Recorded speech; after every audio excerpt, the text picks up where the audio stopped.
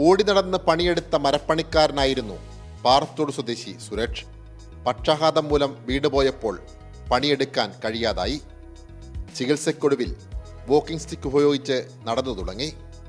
മുന്നോട്ട് ജീവിക്കാൻ സുരേഷ് തന്നെ മാർഗം കണ്ടെത്തി. അങ്ങനെയാണ് ചിരട്ട കൊണ്ടുള്ള ഗൃഹോപകരണങ്ങളുടെ നിർമ്മാണം തുടങ്ങിയത്.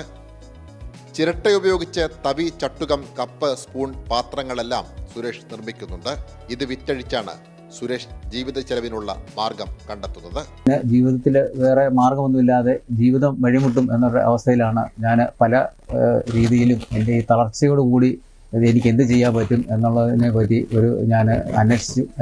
ഒരു ചിരട്ട കൊണ്ടുള്ള ഉൽപ്പന്നങ്ങൾ ഉണ്ടാക്കാം, അതാകുമ്പം എൻ്റെ തൊഴിലുമായി ബന്ധപ്പെട്ട കാര്യങ്ങളാണ്.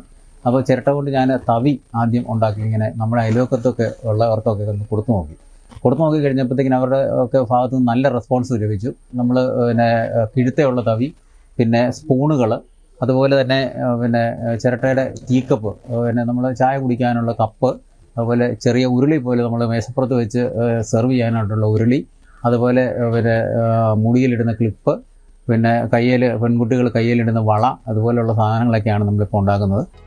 ഇതുകൂടാതെ അലങ്കാര വസ്തുക്കളായ വിളക്കും കൽവിളക്കുമെല്ലാം നിർമ്മിക്കുന്നു. ഭാര്യ രാജിയുമൊത്ത് വീടുകളിലെത്തിച്ചാണ് വിൽപ്പന. രോഗബാധിതനാണെങ്കിലും പൊതുപ്രവർത്തന രംഗത്തും സജീവം. CPIM പാറത്തോട് ലോക്കൽ കമ്മിറ്റി അംഗവും പാറത്തോട് പബ്ലിക് ലൈബ്രറി സെക്രട്ടറിയുമാണ് ഇദ്ദേഹം.